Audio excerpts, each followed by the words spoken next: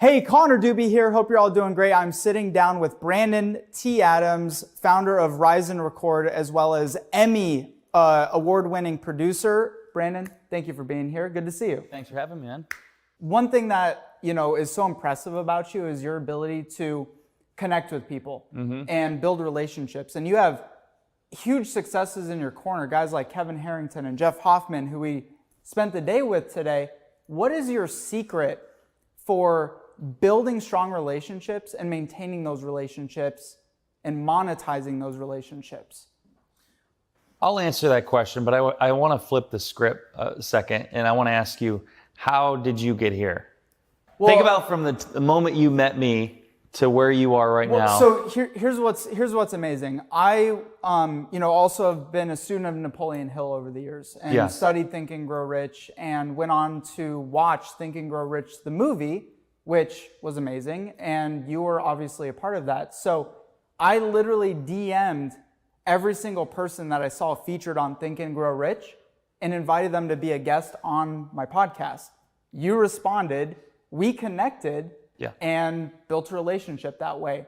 And then soon after that, I joined your mastermind. We got to know each other some more and ended up here because of you. You reached your hand down and said, you remind me so much of myself when I was your age. I want to help you out. Pulled me up, and here I am spending time with these amazing people all week. Great response, and it's true. I mean, you do remind me of my younger self. You added value. Here's what you did. You reached out. For one, most people don't do that. Two, you added value. You invested not only in yourself, but you invested in me, in my programs, and in my training, in the relationship.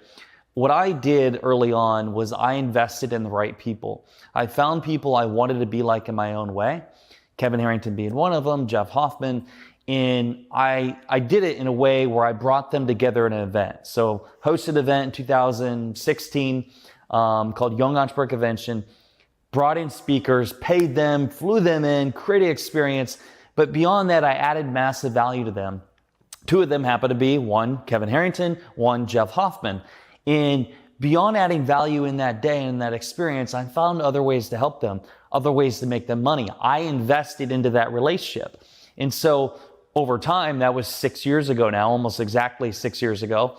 After adding value to them, I found ways that we could do things together. Went on to doing TV shows that won Emmys. We went on to do different business deals, but I was always adding value to the relationship. I was making their life easier, and I was finding ways to help them in different ways. And so to answer that question is, you have to really invest in the relationship. You have to look at the long-term goal. If you're looking to get connected with a person of influence, don't be 99% of the people out there where they go to them and they basically want something. I want your time. I want your energy. I want your money. I want something from you. What you did to me is you said, hey, I watched a movie. I want to bring you on my show and introduce you to my audience.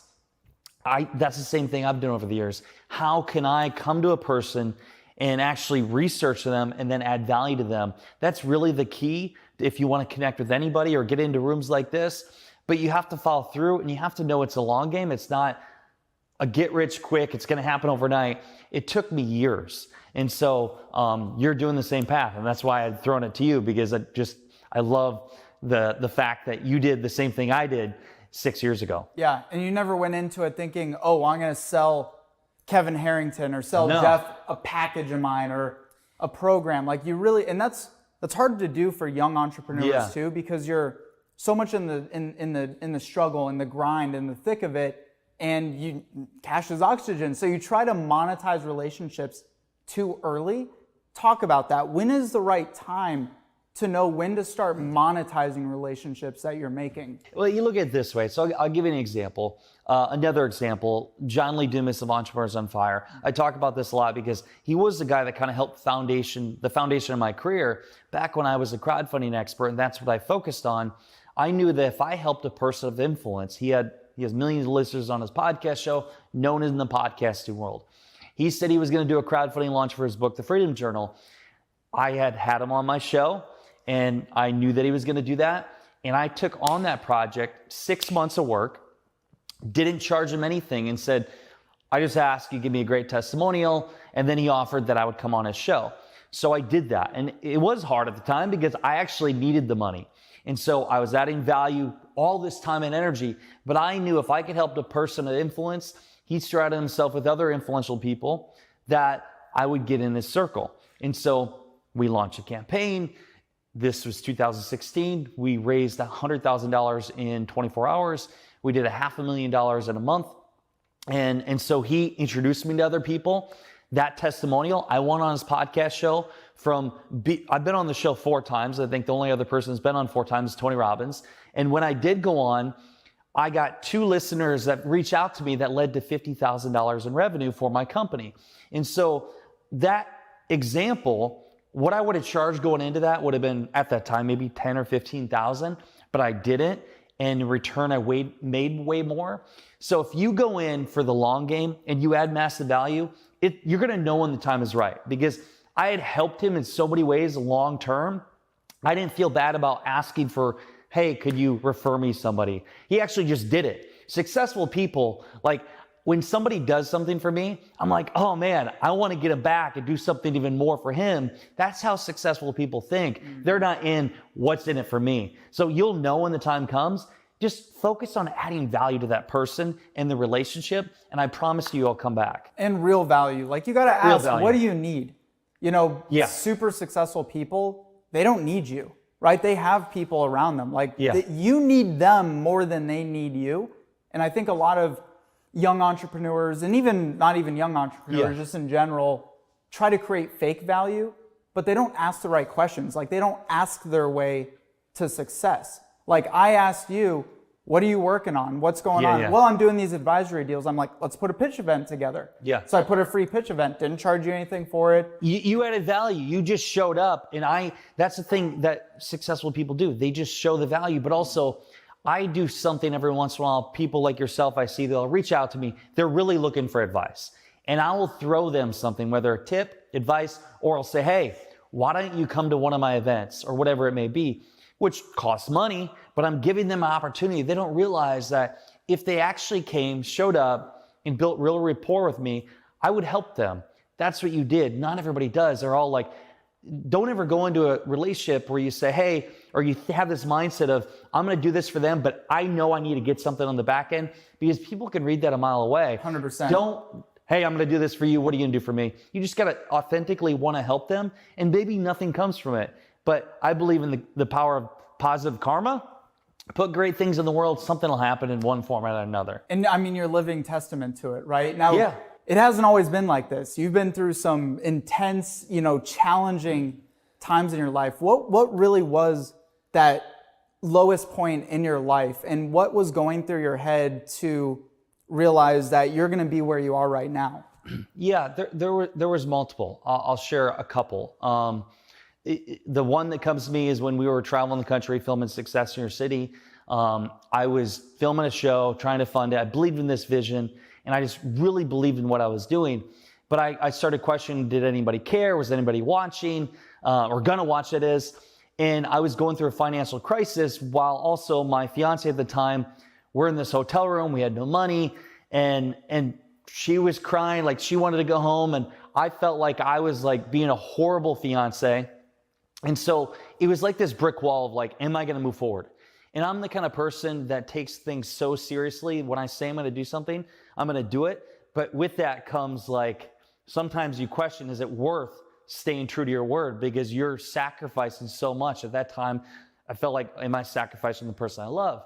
And so sitting in a hotel room, literally down to my last amount of credit. I remember Valentine's Day, I said, screw it. I'm taking my fiance to dinner, spent the last I had on a credit card, went to dinner, came back, and for the first time I felt at peace, and I had this sense of faith that it was going to be all right.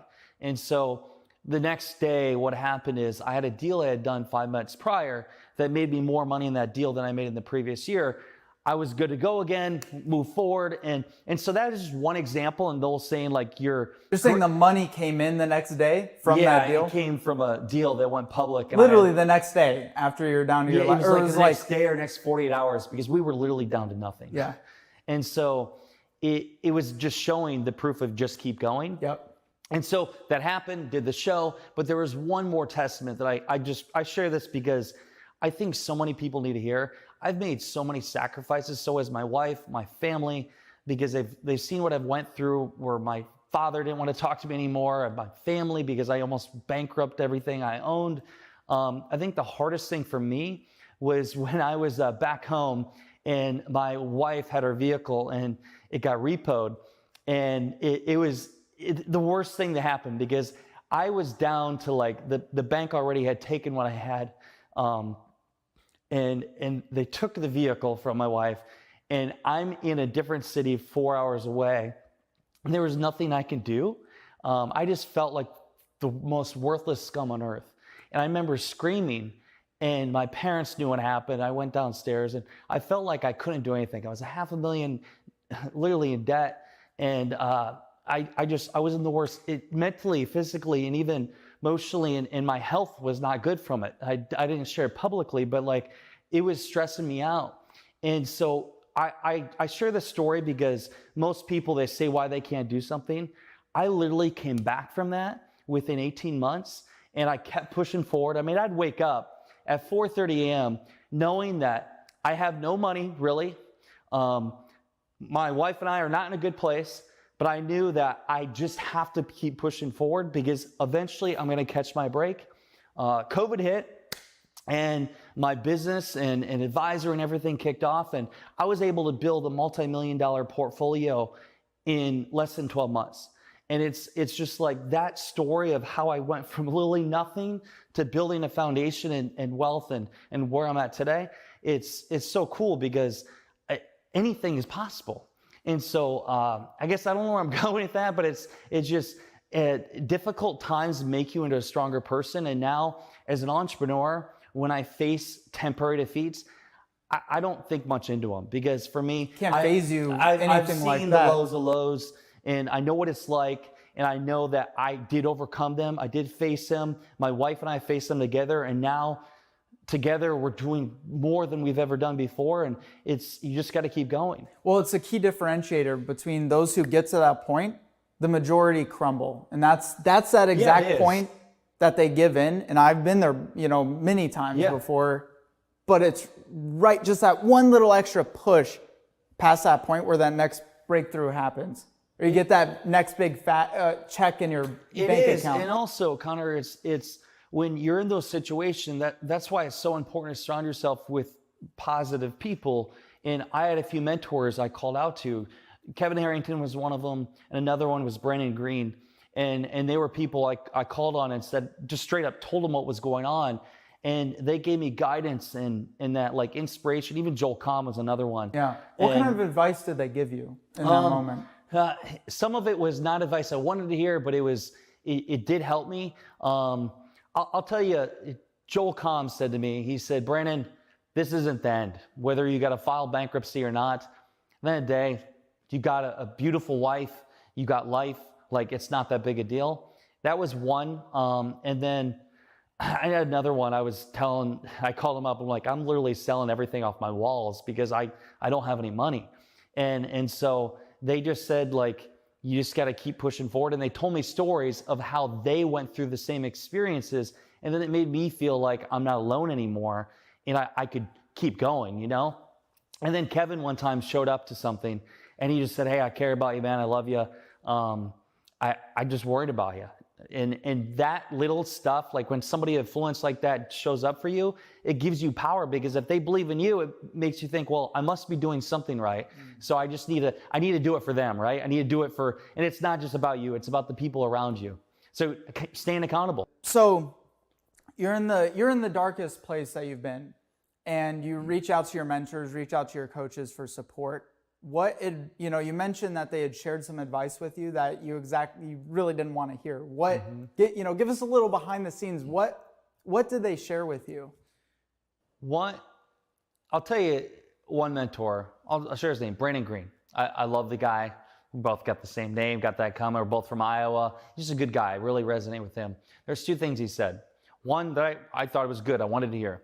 And it's true. He said, because it was actually me negotiating to get a loan release, because in order to sell a business, to, by the way, sell the business and still be in debt, and not go completely belly up, I had to convince another company that I loaned through to let the lien go. Otherwise, the business sale would not go through. I had talked to the company 20 some times, and they would not, they wouldn't release it. And I basically told them, like, my banker said that they're going to bankrupt me and you're going to get nothing. And so I convinced them to let the lien go. And what Brandon said is, it's just another piece of the puzzle. He said, you found one piece, what's the next piece? Who do you got to talk to? You got to talk to a different person. So that was very helpful for me. One thing he said, which actually helped me, but I didn't want to hear, is he said, you may want to consider filing bankruptcy. That hurt because I didn't want to hear at that time from my mentor to file bankruptcy, because I heard it from my dad. I heard it from so many other people. I just mentally, physically, all part of my being didn't believe in not paying people back. And I just hated the thought of it. It was the whole idea of the word. And I did contemplate it, but I never did it. And I'm glad I did it, but nothing wrong with some people that get through that situation, have to go through that route. But him saying, Brandon, you might want to think about filing Chapter 11 bankruptcy. And it hurt to hear. That's powerful. That you'd be willing to share that also. But I'm glad he said it. So shout out to Brandon. Thank you for saying it. It wasn't easy to hear in that moment. And it just made me want to cry. Yeah. Now, did Kevin, would he have said file for bankruptcy? Would these other guys have said file for bankruptcy? What Kevin said to me was very helpful. Kevin shared a story with me where his business, and he's shared it publicly, it's where one of his companies, he was actually going through a divorce at the time, and he was going through different obstacles, and he needed money to get past this bridge to be able to, it was product at the time. And he didn't get the money, and the bank was like, they were going to do, I think it was Chapter 11 that they were going to do, but they turned everything around really quick and they made it through it. But he shared with me how literally, like, overnight, he went from things going well to where he was screwed, and then he overcame it. But he shared that story with me, and to hear somebody of power like that and influence that had been through a very difficult situation and didn't know what he was going to do, him telling that to me really helped me. So I wouldn't say it was really anything that he said that I didn't want to hear. It was just hearing something that he actually went through it, and he got through it, and he lived on. And so for me, it was good to hear that, because I needed to hear it. Hey, I'm not alone. Somebody else has been there before. I got to say, a couple other things that I heard. I mean, so many people told me to file bankruptcy, and it's not fun, by the way. It's not when it's like you give up, it felt like that. And it was very close family ties, and it was not fun to hear, but I had to really get this self-motivation to really overcome it. It was constant communication with my wife, which is not easy either, because she's in this situation that, by the way, is my doing. And so her name's tied to this. So it's like, that also isn't good either. So I felt like it was my duty to figure things out, and I did. So I'm grateful for it. I will say, some people, they could tell I was going through hell, and they reached out and was like, are you all right? Like, and I try to play it off, because I didn't want to share with everybody what was going on. Yeah. Because I don't know how they're going to treat that information or what they're going to share with the world. Because think of this, I'm speaking across the country. I'm still making money, but all the money is going to debt, and I'm in a very low moment. But I got to go on the stage and tell people how to achieve success. How do I feel? I feel like a fraud. I feel like a schmuck going up there and sharing with them how to achieve success, when, yes, I've had success in my life, but now I'm going through hell. But you can't just quit. And so I had to go through that phase of doing that. And what helped me is actually, Greg Rollett told me this one time. I think it was Dan Kennedy that was speaking at an event back in the day, and he was selling on stage, and he was also going through a rough time. And in the corner of his eye, as he's selling on stage, you could see his vehicle getting repoed. So think of that. You're selling on stage and knowing, like, I need to close these sales, because if I don't close these, that vehicle is not coming back. And so I thought about that, because I had my vehicle repoed before, and it was an interesting kind of conversation and story to hear. And Greg was here last night talking with him. I was with him when I told Greg I lost everything. Now he's very happy and seeing where I'm at now. But It's those little stories that you hear that make you feel it's all right. Not to overemphasize on this, but it's just success is not what it seems. It's not. It's not. And most people don't realize what it takes to get to that success. Yeah. One of the things when I was in my dark hole and every day it was like trying to not file bankruptcy or go under, because it was like every day I had to wake up and make money. I had to figure it out, because if I didn't, then for one, I would have had to file bankruptcy. Two, I didn't know how I was going to pay rent. Like I had debt collectors call me every single day. And that's why I put my phone on basically do not disturb mode. If you weren't a contact on my phone, you could not call me, because my phone kept ringing from debt collectors. And so during this time, I'm still out speaking. I'm on tour, I'm speaking, and I'm making money, but all the money's going to me. And so on stage, it felt like that I was this fraud. I'm sharing with people about how to be successful, how to achieve this. But in that moment, I felt like I was the most unsuccessful and an unworthy person to be sharing that. But I'll tell you this is what got me through to be able to speak, but also what got me through when I was literally in Texas when we were broke and I had no money and my fiance was depressed and I almost wanted to quit. This is what got me through. When I was in that hotel room, I knew that the stories that we were capturing needed to be shared. It wasn't about me, because it could save somebody's life. When speaking on stage, I pray before every time I go on stage. I pray to God to give me the words and the wisdom and ability to communicate in an effective way to empower other people. And so it's not about me. Yes, I don't feel worthy. Yes, I don't feel that I am in a good place to speak on stage, but I do know that I do have a powerful way to communicate. I'm a great communicator. I have a great way to empower people, and I do have great stories and experience. And if I can get past my own feelings and know it's not about me and it's about the people in the audience, that's what got me through to speaking, picking up the phone and still creating videos even when I didn't want to, because I knew one eyeball, one view, one listener, it could change their life. And that's what really kept me going. It really was. Always the one. It was just the one thing, because it wasn't about me. It was about what it could do for other people. And that's what kept me going. That and knowing it was for the people I loved. And so now, where do you see yourself 10 years down the road? You're how old now? 32 years old. And so where do you see yourself at 42? What's 42-year-old Brandon doing? 42, I got to say this. Like, I don't know what 10 years down the road. I know it's going to be pretty amazing, kind of scary, awesome. But I just keep going, plugging away where I'm at, staying in check with my ego and the decisions I make. You know, I just heard from it was an actor where they say it's the devil comes for you when you're at your highest moment.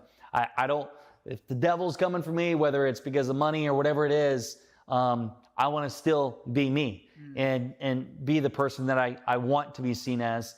And so enjoying the ride, being the best version of myself and bringing people along with me, because you don't want to be by yourself. Just don't slap comedians on stage. Wasn't that who said that? Denzel Washington. Denzel Washington said that to Will Smith. That's hilarious. That's good. But I mean, it's great advice. I mean, it's true. I mean, you see people rise to the tippy top and then like the pinnacle of success, and they self-destruct. That's why they should listen to the book Outwitting the Devil, because it talks about the devil mind that goes for you as you achieve success and wealth.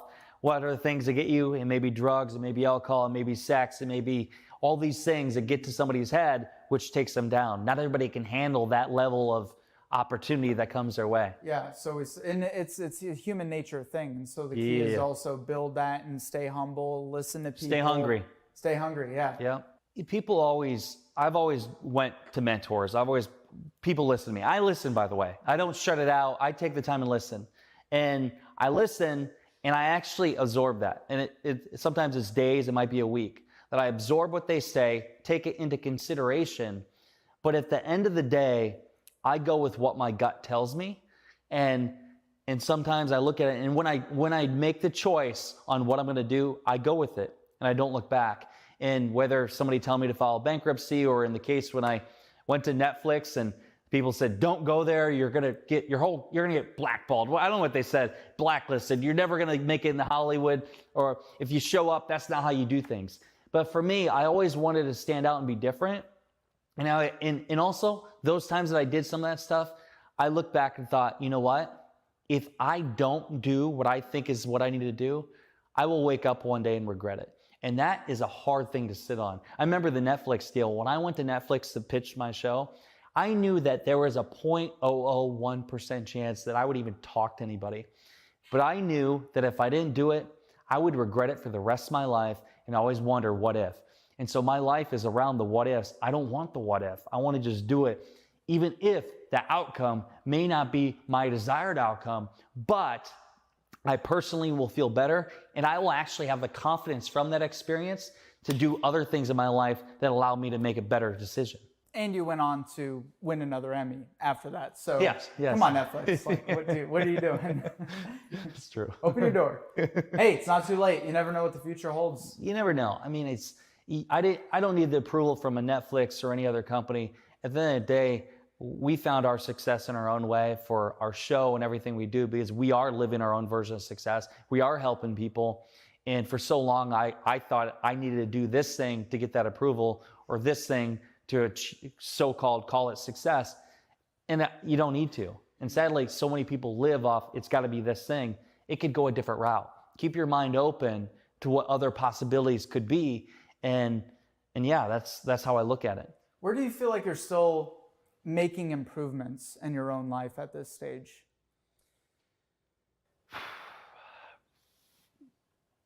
Where I need improvements or making improvements? Where do you feel you are still trying to improve? Like, what are maybe actions or traits that you know you need to change, or habits even at this stage in your life and career that you yourself are actually working on? Yeah, I'm working on where do I spend my time. And when you have a lot of opportunities, you start asking yourself, which opportunity, if I take that opportunity, yes, something will come from it. But if I don't, and I do something else, what more could come from not doing that opportunity? And so what's the opportunity cost of this decision I'm about to make? And I'm constantly having that, whether it's, do I go to this event? Do I become an advisor of this company? Do I invest in this company? Because every decision you do and the thing you get a part of, you're taking focus, time, and energy towards it. And when you're doing that, you may be missing something that's bigger. And so I'm constantly evaluating, where do I want to spend my time? I'll tell you the thing that I've never been so excited and confident about spending my time. And in that day, it's not even about the money, it's about the passion. It is the event that I do with my wife, Rise and Record, because it's something that is around creating an experience, helping other people, and it's something that's around what we're doing. Mm-hmm. And so that, I have so much excitement to put into that. And at the end of the day, I don't care if I make a bunch of money or not. And so when you have that, usually what I found out is you end up making the money, but it's not about that. It's about doing the thing you're so passionate about, and it's building. And so that's how I look at things. And I guess the answer to your question is figuring out which things do I really know I need to do or not do, and knowing the black and white and how I'm spending my time. And on that note, get your tickets to Rise and Record in Nashville. What are the dates? October 19th through the 21st. October 19th through the 21st. I mean, and just testament to the kind of guy that you are. We'd only known each other since, about a year ago, right? Exactly a year ago. About a year ago. And it's our 1 year late. It's our 1 year anniversary, bro. Yeah. Did you get me any Do you want to have a dinner, anniversary dinner? Yeah, let's do it. We'll hold hands under the table later and candlelight and all that good stuff. But testament to Brandon is we had just known each other. You asked me to come speak on your stage at an event, just in the same stage that people who are immensely times more successful than me had just spoken on before I stepped on. And so that's just testament to how you elevate others and why people need to get around you and not expect it for free, by the way. It is worth trading dollars to get access and time and relationships. Yeah. Because everyone else wants to come at you and say, Brandon, can I pick your brain? Yeah. Like, I'd really love to pick your brain.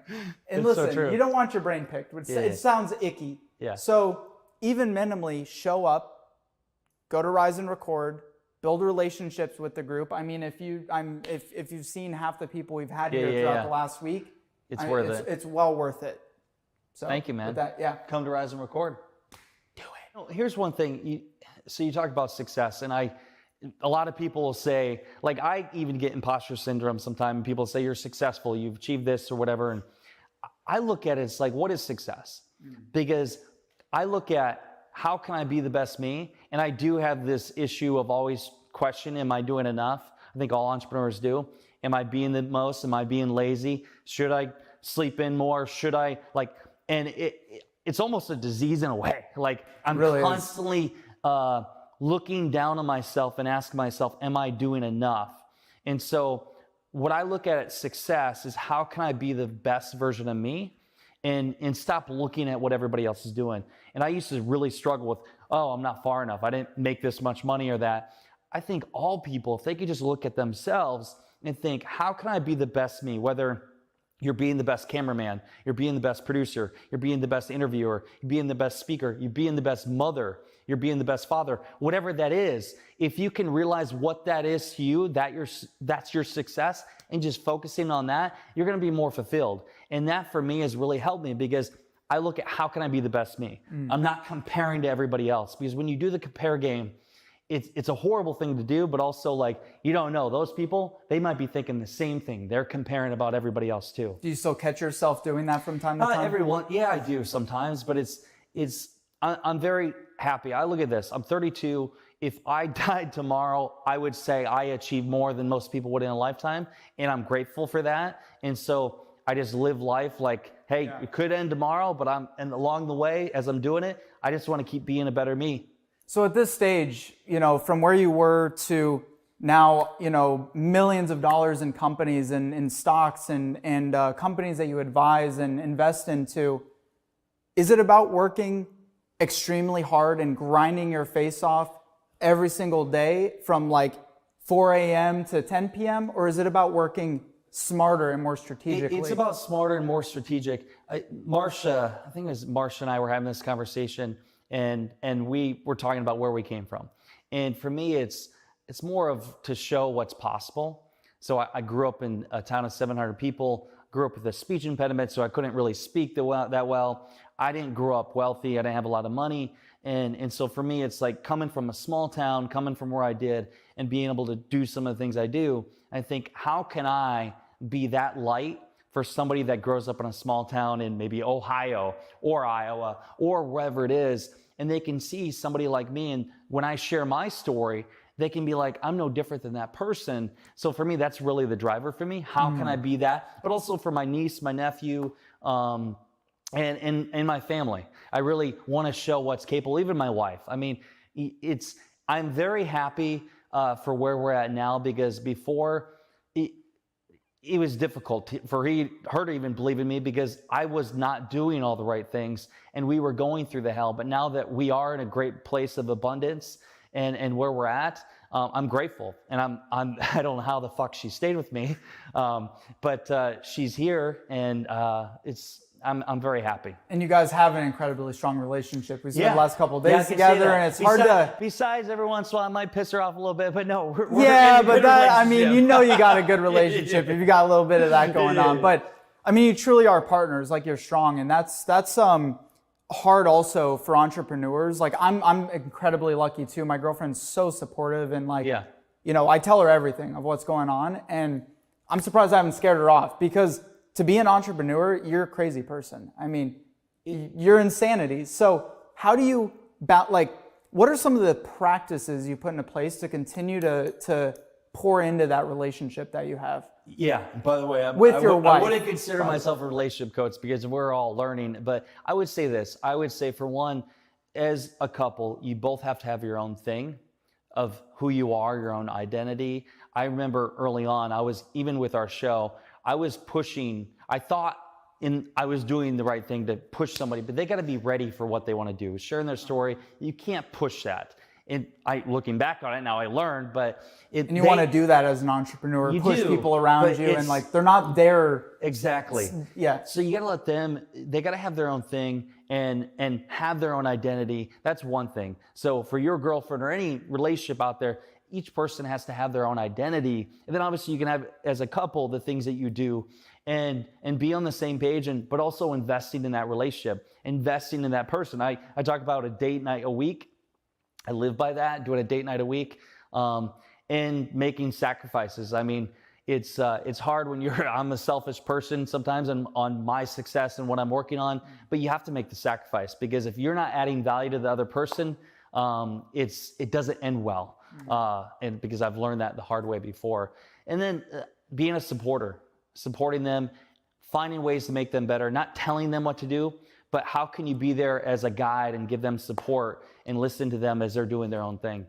How do you run your day-to-day now? What is an average day in Brandon's life? Besides when we're filming here? Yeah, right? You just live in front of a video camera 24/7. Sean just camps out in your closet. And he'll be like, he's just in front of a camera all day, wants to look waits good. for your alarm to go off, pokes his head out. It's like, let's roll, baby, let's go. You know, it's traveling, obviously doing a lot of traveling and stuff. For me, I like to wake up early, you get the exercise in, and then building a foundation, and just, I always look at what's like the 1 or 2 things I can do every day to move forward to the goal. You got to have something you're working towards, and you can't get caught up, because it is a journey, and sometimes it's like, oh, it takes so long to get there. But once you do achieve a couple milestones, you realize like it's a long game. You got to enjoy the journey. And so that's my thing. And I'm always really like crazy in the fact that I want to be around only positive people. If there's somebody that's negative, if there's somebody that has anything that's deflecting what I'm trying to do, I don't want them in my life, because I don't have time for negativity. It doesn't help my energy. It doesn't help people around me. So shutting out that negativity, and sometimes you have friends you had before that you no longer have. I just want to be around good people that are going to try to achieve the best version of themselves. And when you're around those people, it inspires you to be the best you. That's hard for a lot of people, firing the negative people in their life. I mean, the reason why most people don't fire those people is because they care too much about what others would think or what they would think. Like, I don't want to hurt their feelings, but you're actually doing a disservice to yourself. I think it's important for you to have a conversation with that person, at least, hey, let them know how they're acting and how that relationship is. But if they're not going to listen to you and they're going to keep doing that, hey, I got a couple friends back home, and they're still my friends from high school, because they don't really get what I do, but they have all also been there and had conversations with me when I was in my low parts. And so like they're a good influence to me. So you got to really evaluate your relationships and who you're around, because that will determine where you go. Sometimes it's family even, having those tough conversations, or knowing like, this person really isn't supportive of what I'm doing, and you need just an abundance of stuff. You can still love them, it's just maybe you don't call them up every night. Yeah, absolutely. So now, I mean, you've talked a lot. This is what's so interesting about you. You've branded yourself as the video guy, which obviously you're a beast on. I mean, if you guys see this setup we got going on back here, but you also it's all Sean Bella. Without him, it's all Sean. He turns the camera on, I get to be in front of him. You're the beast in terms of like you're constantly recording everything, whereas most people don't, like in the way that you do. And you record a video every single day, and you're the video guy. But on the other side, your main bread and butter is advising companies and helping them either like IPO or after they've IPO'd, or to grow, scale, get investors, and expand so that all of you can be successful together. Yeah. What does that relationship look like with the company? Yeah, so first off, the video thing is, Jeff Hoffman talked about being gold medal, winning a gold medal in one area. And for me, it was utilizing video and being the best in video in terms of creating a lot of content, creating experiences, bringing the right people together to create an Emmy award-winning show or a documentary. And so that's like the gold medal. So I'm known for video. I did something in this space. And now how does that implement to other areas? Well, for advisory companies, I can show them how to use videos to build more like and trust with their audience. I can show them how to use videos to raise money for companies. I can show them to use videos to tell a powerful story. And I always talk about it's beyond a video. A video's a video, but it's a story. How can you communicate a story in a way that can inspire other people, but really get them to know who you really are as a person. People buy into stories. Stories is what makes an impact in the world. So what am I doing? I'm using a phone or a camera to tell stories around who I am and also how I help people and telling stories of other people. So that's just a medium, but I think it's the most powerful medium that can be utilized to tell a story. And so for advisory, what do? I help them tell their story through video. I help them create the videos, and I help them really connect with other people in my network. And what kind of companies do you typically look for to work with? So tech companies, I mean, we got some that are public, some are private. We got a valuation company. Heck, we got a real estate brokerage. We have a whole portfolio of companies because what I do applies to really any industry. But typically these are companies that have raised $5 to $10 million, or they have a valuation of $10 million and they're looking to scale to 100 million and above. Those are the ones I really love to work with because yes, there's a great opportunity monetarily on the upside, but also usually they're making a bigger impact too. Yep. It's being able to showcase it, and nothing wrong. Like I love helping small businesses, but I also want to see how can I utilize my time to make the biggest impact for the companies I am working with. Absolutely. Do you think you would be in this particular, space or have made your big bucks this way if it wasn't for building that relationship with Kevin and Jeff? I mean, I just... Or did you envision yourself as an advisor? Name 5 people that completely transform my life into where I'm at. It's my wife, it's Sean Vella, it's Greg Roulette, it's Kevin Harrington, it's Jeff Hoffman, and my father. That has been the people that have made the biggest impact in my life and has allowed me to be where I'm at, and I still love dearly to this day. Without them, like I don't know where the fuck I'd be. I mean, maybe still in Garnavillo. And where? My hometown. Oh, see? Who knows where that is? Exactly. So anything else that you think we should dive into? I'll have one question to end it on. I'd love to hear from you. And this has been fun sitting down with you. What would you say, just knowing you've known me for a year now, worked with me, been in my events and masterminds, everything. What is it about me that wants you to be a part of my community? Because I love building community. I love bringing people together. And I'm always interested in what attracts other people to me. And I always want to add value to them. And I really am excited for where you're going. But what is it about me that made you want to be a part of my community?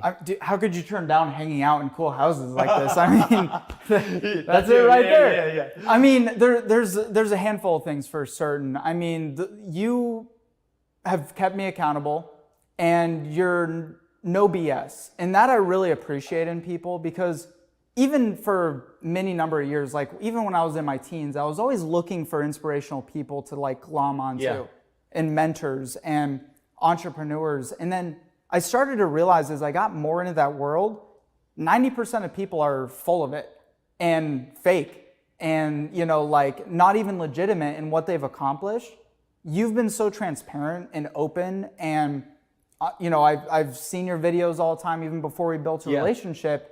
That drove me to being loyal to your cause also. Yeah. And to like means a lot. Attaching myself. And also like, I feel like I can see, one of my superpowers is I feel like I can truly see the future in a way that some people can't. And I know where you're going to be in the next 10, 20, 30 years when we're still, brothers and best buddies then. And why would I not attach myself to a cause like that? Yeah. Why would I not attach myself to a freaking powerhouse like that? Yeah. That's why. That means a lot, man. Well, thank you. I really appreciate it. I love you, brother. Thank you for doing this interview. And thanks for a great week.